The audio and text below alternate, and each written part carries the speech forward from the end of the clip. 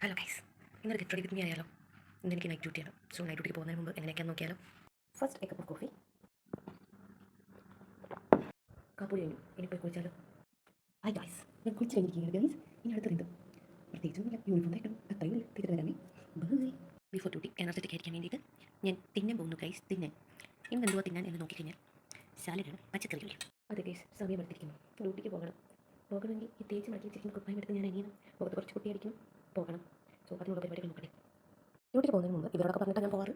അല്ലെങ്കിൽ ഇവരെല്ലാം പണി തന്നാലും അതുകൊണ്ട് ഇവരോടൊക്കെ പറഞ്ഞ് ഇവരോടൊക്കെ അനുഗ്രഹം ചോദിച്ചിട്ടാണ് എൻ്റെ ഒരു ഡ്യൂട്ടി സ്റ്റാർട്ട് ചെയ്യുന്നത്. ഞാൻ റെഡി ഇരിക്കുന്നു. ഇനി നമുക്ക് ഡ്യൂട്ടിക്ക് പോയാൽ അതിന് മുമ്പ് ഞാൻ എൻ്റെ കൂടെ ഡ്യൂട്ടിക്ക് പോകുമ്പോൾ ഒരു സമ്പത്ത് സർജറിയാണ് ഇതില്ലാണ്ട് എനിക്ക് പോകാൻ പറ്റില്ല. ബിക്കോസ് ഒരു വിശ്വാസം, എൻ്റെ വിശ്വാസം രക്ഷിക്കുന്നില്ല. അതുപോലെ ഞാൻ വിശ്വാസം രക്ഷിക്കും. ഞാൻ ഡ്യൂട്ടിക്ക് പോകാൻ കഴിച്ച് പോയിക്കൊണ്ടിരിക്കുകയാണ്. ഇവിടെ മഴയൊക്കെ ആയിരുന്നു, ഇപ്പോൾ തുറന്നു നിൽക്കുന്നു. പക്ഷേ ഇവിടെ അപ്പോൾ ചെറിയാണ്. സോ നോക്കി കണ്ടു പോയില്ലെങ്കിൽ യൂണിഫോമിൽ ചെറിയാവും.